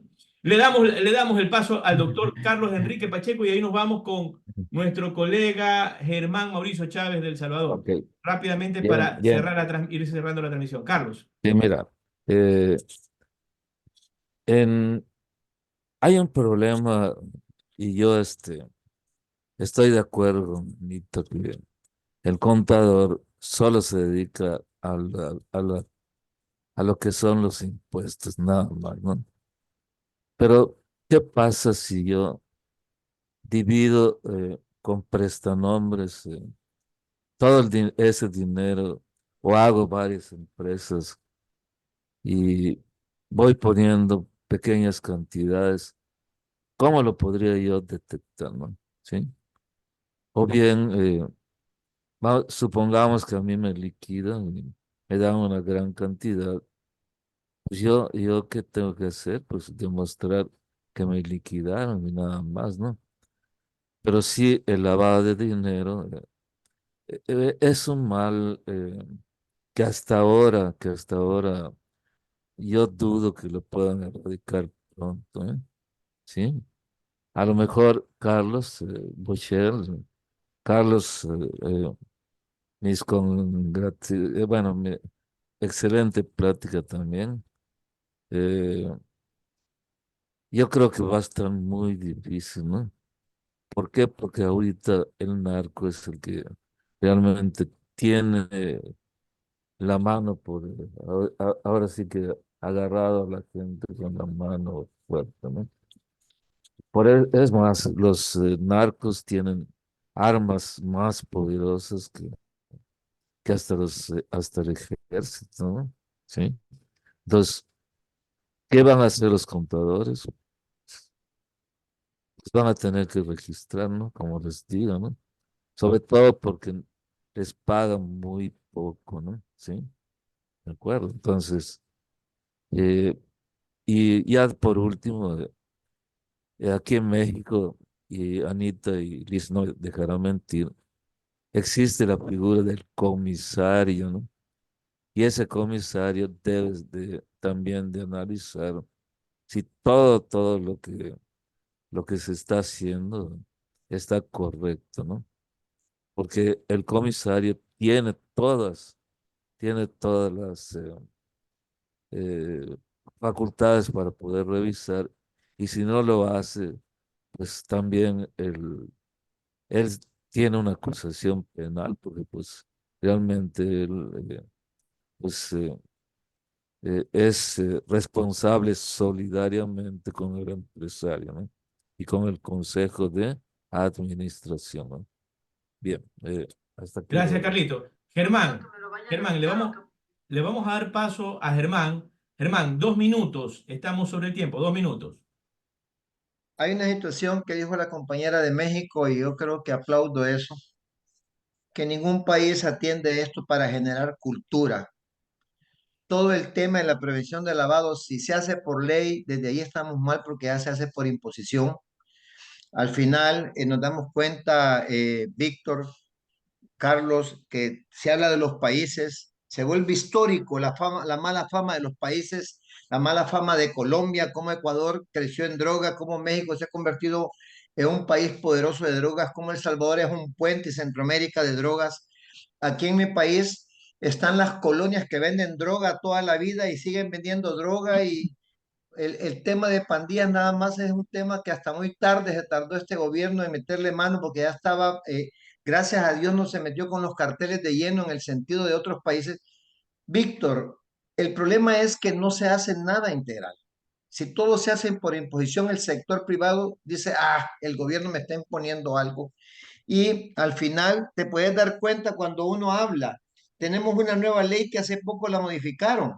Pero ¿qué pasa? Salió un instructivo que tenía años de no actualizarse y el reglamento de ley desde el 2000 no lo han actualizado. ¿Qué te quiere decir eso? Que no se hace un trabajo bien. Solo se hacen los trabajos en los países para cumplirle al GAFI como una imposición de reglas y normativas a los organismos internacionales, pero no hay un trabajo integral. Con todo respeto, ya que está Hugo y no sé qué más salvadoreños, pasa esto en Centroamérica y en otros países, el contador público no invierte en prepararse en esto y andan capacitando, andan enseñando y andan hablando cosas que no son y uno con respeto los oye y dice, no sé qué está hablando.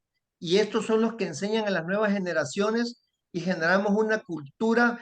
Bien dicen que el analfabetismo no es el que no sabe leer, es el que está involucrado en un sistema que estamos volviendo analfabetas a toda una serie de profesionales y esos profesionales, Víctor, están enquistados en la Fiscalía General de la República, en la policía, en el gobierno. Tener muchos especialistas que tienen años de no pisar una universidad o de no pisar un seminario y los ves como especialistas haciendo leyes y haciendo normativa especializada. Y si no veas en mi instructivo, yo te pudiera sacar que mi instructivo de contralavado tiene una definición de control interno de 1980. Qué lástima me da cuando yo leo ese instructivo teniendo, y te quisiera decir muchas cosas, y pasa un fenómeno. Cuando se escuchan tipos como yo, caen mal porque creen que uno es una oposición al entendimiento y a las buenas prácticas. Y nos critican por eso, porque nos preocupamos en prepararnos y no se está haciendo nada integral. Las universidades no están con las gremiales, con el gobierno, con los entes, haciendo un trabajo integral, cada quien de manera separada. Y el gran problema es que nos están imponiendo al auditor responsabilidades que nos pueden llevar hasta la cárcel, sino que llega el compañero Hugo Arce, si estoy hablando mentiras. Sí, Nos están así es. imponiendo a nosotros más obligaciones por el mismo honorario, por el mismo mal honorario que paga el sector no supervisado. Entonces, cierro con esto.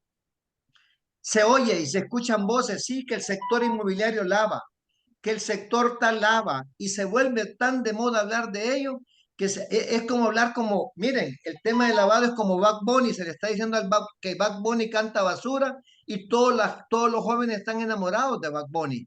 Así es el tema del lavado. Se está diciendo que los esfuerzos que estamos haciendo no cumplen con esas buenas prácticas, pero todos nos gusta estar aprendiendo, hablando, cobrando por estar escuchando a Bad Bunny. Bad Bunny es un tema que yo lo tengo metido con el tema de lavado. Solo ahí me quiero quedar. Oigan mis palabras, Latinoamérica. Si no hacemos un trabajo integral, ¿cuántos años tiene Gafi de existir? Y no hay una política ni siquiera de prevención, mucho menos de detección. Ahí lo dejo, no nos engañemos. Es bonito estos temas, pero mientras no trabajemos y los gobiernos no politicen las políticas de prevención y las buenas medidas, la imposición no sirve.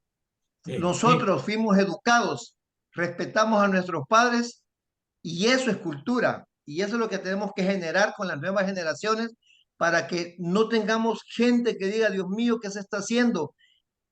Eso es mediocridad y lo aprendí de un mexicano. Vamos con Dios el nos bendiga. mensaje de Carlos. Carlos, 2 minutos tu mensaje para ir cerrando el programa. Bien, número uno, yo estoy de acuerdo con lo que estaba diciendo César, total. Mientras no exista una unidad desde lo público, desde lo privado, va a ser muy difícil realmente poder conseguir Germán me llama. Germán, perdón. Germán. Claves. Uno, organización consciente de las consecuencias de ser usado o prestarse para hacer temas de lavado de activos y financiación del terrorismo. Y cuando hago organización no es solamente la alta gerencia, hablamos de todos los niveles. Aplicaciones de metodologías robustas de la gestión de riesgo. No podemos quedarnos simplemente en aplicar una ISO 31000 2018 bajo el argumento que con eso es suficiente. Nos dice precisamente desde el punto de vista técnico que debemos hacer un enfoque basado en riesgos. Identifique riesgos, evalúe riesgos y comprenda el riesgo. Si usted no comprende el riesgo, cuando usted vaya a montar todos los sistemas precisamente o esos elementos de control, muy seguramente no van a funcionar. Bien. Debe haber una capacitación técnica, legal y normativa. Nos hemos quedado solamente con la parte normativa. Nos hemos quedado solamente, Carlos, como lo decía Germán, en este momento salió una resolución, un decreto, etcétera, como lo llamen. Entonces yo simplemente cumplo con lo que dice. Ojo, hay unos temas que también son unos objetivos que tienen que ver con la eficacia de los sistemas de prevención. ¿Sí? Y esto nos lleva también a la sensibilización en general en búsqueda de una cultura ¿de qué? De prevención. Nosotros no podemos seguir bajo el argumento de creer que yo cumplí con 10 puntos que me dieron y eso fue más que suficiente. Y aquí llevo al escenario que muchas veces no sabemos ni siquiera medir lo que tenemos. Llegamos a hacer auditorías de cumplimiento de las organizaciones. ¿Cómo les fue? Bien. ¿Por qué? No pasó nada. Bueno, esa es la meta. Pero ¿cómo llegaron allá? No, es que nosotros hemos hecho. Bueno, ¿y cómo sabe usted que eso le sirvió? No, pues no ha sucedido nada. Entonces, nos quedamos con muchos temas normativos, pero se nos ha olvidado que estos temas tienen que también llevar técnicas, ¿Por qué? Porque las etapas no son solamente temas normativos, son actividades preparadas metódicamente, por eso se habla de diseño, implementación, desarrollo y desde el punto de vista de mejoramiento de lo que se pueda presentar. Así es Gracias, que Carlos. es el granito que tenemos y hay que seguir luchando. Esto no Bien, nos lo gracias, van a ganar. Carlos. Angélica, tu mensaje para cerrar el programa, 2 minutos, rápido. Mi El mensaje, Sí, te escuchamos. la lucha contra el lavado de activos y el financiamiento del terrorismo es tarea de todos. Ah, bien, así es, así es. Es tarea de todos, pero también es tarea del gobierno y algo que recojo de esta conversación, nos llenan de tantas leyes, tantos reglamentos, tantas normas, que hay un momento en que no te puedes aprender todo, no puedes ver todo. Son Claro, tantas las operaciones que no puedes. si me permites un Sí, sí, instante, Angélica. en base a la experiencia en Perú. La pregunta que yo hice sobre el nivel de contribución especializada del contador público en el trabajo de prevención y detección del lavado de activos y financiamiento del terrorismo no se basa en las experiencias que tenemos en Perú. Nosotros, como en vuestros países, tenemos unas regulaciones riquísimas, diríamos, en materia de lucha contra el lavado de activos, la corrupción, etcétera, etcétera. ¿No? También los contadores públicos somos conscientes de que debemos ejercer la profesión a través de la contabilidad forense, ¿no? Que es el trabajo del contador público del día a día, que debe estar siempre en la tarea de prevenir y detectar delitos durante el proceso contable. Por eso es que en el Perú hablamos también de de la auditoría forense, no tanto preventiva como detectiva, para detectar actividades ilícitas, y hablamos del peritaje contable, del peritaje contable forense ya como un medio para proveer de pruebas durante las investigaciones de este tipo de delitos. Entonces, pese a ello, pese a esa regulación, pese a esa normativa, pese a los niveles de capacitación que tenemos los contadores públicos para contribuir a la lucha contra este delito, no vemos los resultados que esperamos. Porque a veces pese a que hay informes periciales, auditorías que muestran evidencias, que muestran, claro, evidencias y pruebas contundentes, lamentablemente muchas veces los procesos de investigación quedan en un proceso de investigación y siempre hay el manejo del Ministerio Público y de las instancias judiciales donde también predomina la corrupción y los casos se archivan.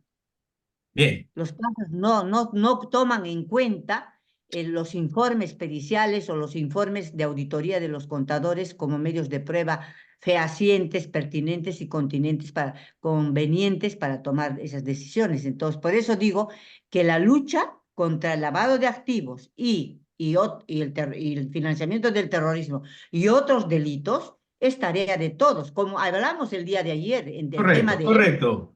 Correcto, ¿no? Angélica. El tema de ética es un enfoque integral, holístico, el que debemos tomar en cuenta también en este fenómeno, ¿no? Eso sería todo, Víctor. Gracias por tu paciencia. Gracias, Angélica. Hugo, tu mensaje.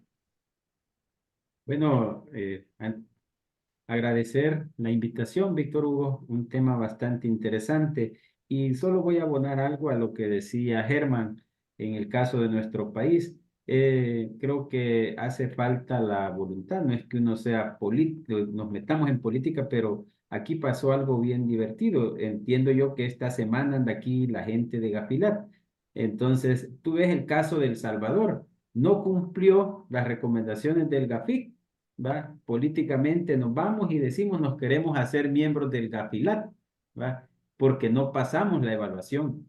Ahorita viene otra vez la evaluación, salió una nueva reforma de ley, parece divertido ver y no es que, como decía Germán, que seamos opositores o qué, pero es divertido ver al presidente de la Asamblea y decir, ay, es que fíjese que la aprobamos, pero en esa revisión rápida que hicimos de la reforma, No vimos que no habían puesto como sujetos excluidos a las droguerías, a los no sé qué, o sea, parece chiste, pues, ¿verdad? Entonces, hace falta, creo yo, más compromiso de los gobiernos. Es más, es obligación. Imagínate que El Salvador no tiene ni siquiera una calificación de riesgo país por parte de estas organizaciones, porque no se han dejado, no han permitido que vengan y que hagan la evaluación, ¿verdad? Entonces, por ahí vamos terminando, Héctor. Yo creo que hace falta más voluntad política de Gracias. los gobiernos. Gracias, Hugo. Ana, tu mensaje. Bueno, pues para agradecerte poder compartir. Yo pienso, y nada más se los digo así, que tan es voluntad política y coincido con Hugo, que fíjense que acá para poder ser oficial de cumplimiento o certificarnos ante la UIF para actividades vulnerables, está el requisito de escolaridad bachillerato. Es decir, ni siquiera quieren que un profesional esté certificado. Ponen un requisito mínimo. Cuando ustedes saben que a nivel bachiller no se tiene el conocimiento suficiente, no se tiene la experiencia suficiente.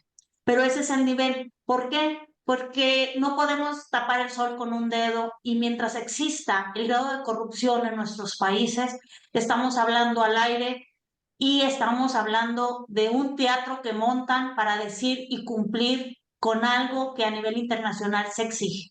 Entonces, vivimos en la simulación y son los gobiernos que han permitido que este tipo de organizaciones continúen. Porque yo, por desgracia, se los digo, los dejamos entrar hasta la cocina, que ahora ellos ponen o quitan diputados, senadores, gobernadores y quizás hasta presidente.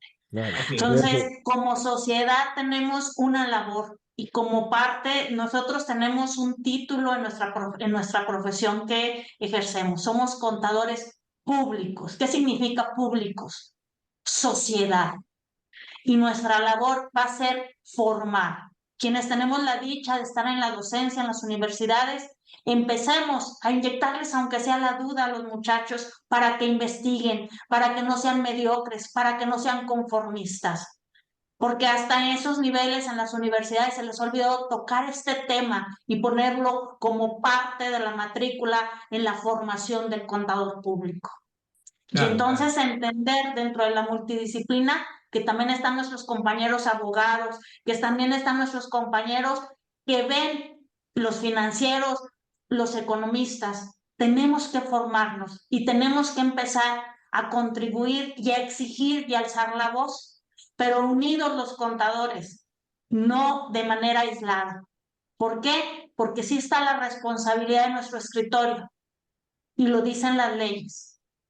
Entonces, porque somos los que conocemos las finanzas, conocemos el registro, entonces tenemos que ir más allá.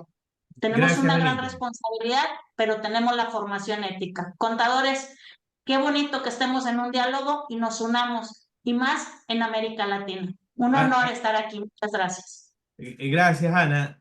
Y efectivamente, algo que dijo uno de nuestros colegas, no me recuerdo, este programa decía no es político. No, el profesional contable debe opinar sobre el tema político, debe opinar sobre todos los temas que afectan a la sociedad. Somos parte de la sociedad y el momento en que nos quedamos callados es donde toda esta podedumbre lamentablemente nos tapa y nos cubre. Liz, tienes la palabra, tu mensaje. Bueno, este es un tema que puede dar para horas y horas y horas y horas de discusión. Sí, Y sobre sí. todo de señalamientos que de las cosas que podemos estar haciendo mal, pero también hay que reconocer que hay algunas cosas que no estamos haciendo tan mal. Yo creo que nos falta muchísimo y coincido en que tenemos que incluir dentro de las universidades esta actividad tan específica de la detección y la prevención del lavado de dinero. ¿Y de qué se trata?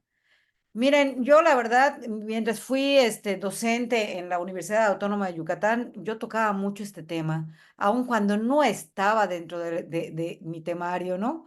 La verdad es que es algo que los muchachos hoy tienen que conocer más de cerca, porque nuestros gobiernos cada vez demuestran que no hay voluntad, no tienen la voluntad política y no quieren avanzar en este tema. Y a nivel mundial, pues estamos realmente cumpliendo. Por eso se nos llama oficial de cumplimiento, ¿no? Oficial de cumplimiento cumple, pero hay más allá.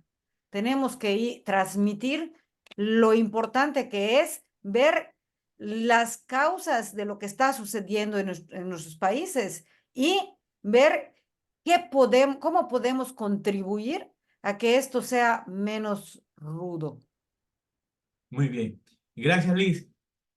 José Luis, un minuto. José Luis, tienes la mano levantada. Estás muteado. Estás muteado, José Luis. Gracias. Sí, no, pues muy importante la labor que ustedes están haciendo y no quiero ser como ave de mal agüero, pero pues ustedes están, desde mi punto de vista, y discúlpenme, con todo respeto lo digo, están tratando de secar el mar, sacando baldaditos de agua, porque, ¿qué pasa? En este momento, ustedes están luchando contra esa problemática de la financiación del terrorismo, pero ¿qué pasa? Viene un presidente inteligente y dice, no, vamos a legalizar el consumo de cannabis. Entonces, lo que era ilegal pasa a ser legal. Entonces, todo el trabajo que se ha venido haciendo, pues va generando nuevas situaciones. Ahora con la inteligencia artificial, muchos empleos, las nuevas economías del siglo XXI, con la conformación del grupo BRICS también. Entonces, realmente esto es un trabajo de nunca terminar. Y pues yo la verdad enaltezco la labor que ustedes hacen porque es un trabajo bastante dispendioso, de mucha responsabilidad y sobre todo de mucha seguridad. ¿Por qué? Porque cuando un contador habla más de lo que debe hablar, pues sencillamente pasa a vivir del otro lado del barrio. Entonces, pues yo los felicito, pero pues, realmente los países es decir, no hay como una conciencia, la misma sociedad nos estamos destruyendo. Y lo digo ¿por qué? Porque pues ya lamentablemente en Colombia ese pensamiento de hacer la legalización del consumo de cannabis, pues lo que se venía luchando, pues ya empieza a generar un deterioro dentro de lo que es la sociedad. Es de que muchísimas gracias. Y pues el tiempo es demasiado corto. Aquí queda uno con sed de conocimiento. Esta no es mi área. Yo más bien manejo temas de terrorismo, sí, ese tema sí lo manejo, pero pues necesito tener más conocimiento, más herramientas, y ustedes son los expertos, y la idea, qué bueno que ustedes están sembrando semilla, y pues necesitamos nutrirnos de esa semilla para poder tener conocimiento y seguir trabajando. Muchísimas gracias, Víctor.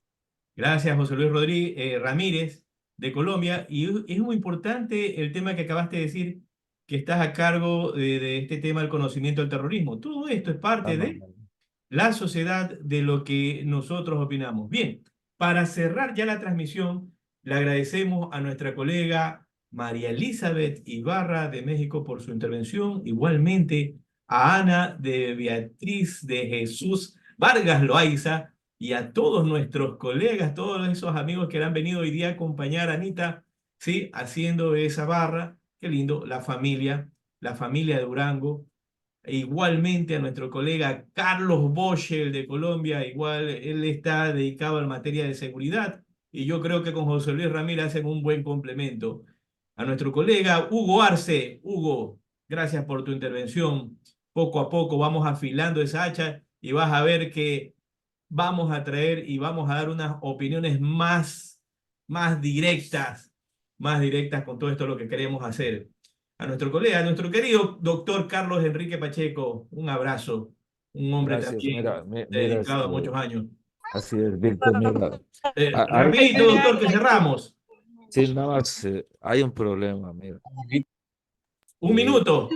Sí, en México, sobre todo donde nosotros vivimos, los auditores Parece Monserrate. los auditores superiores son cómplices de esto, entonces, ¿cómo lo van a corregir? En Lima. No, simplemente hay los problemas. Bien, ya estamos. Sandra, ¿ibas a comentar algo, Sandra Díaz? Creo que Sandra iba a comentar algo, ¿no? Ya, muy bien. Sí, claro, Entonces, claro. Pero es despedimos una el cosa, programa. Nos vemos el día lunes. y no hay vegetación, entonces uno ve el abismo Bye, ahí. bye. Chao con todo. Uy, Gracias, eso es una hasta cosa lunes con diferencial. todos. Buen fin de semana. Gracias a todos. Saludos desde Durango. Gracias a mis amigos de Saludos, Durango. saludos. Es un ciclo para bajar, Gracias. eso es muy Nos berraco. vemos. Muchas gracias. Buenas noches. Bueno, para caminar, para subir caminando, sí, chévere. Pero subir en bicicleta yo no creo que suban en bicicleta. Sabotearon al final. Una- muy berraca.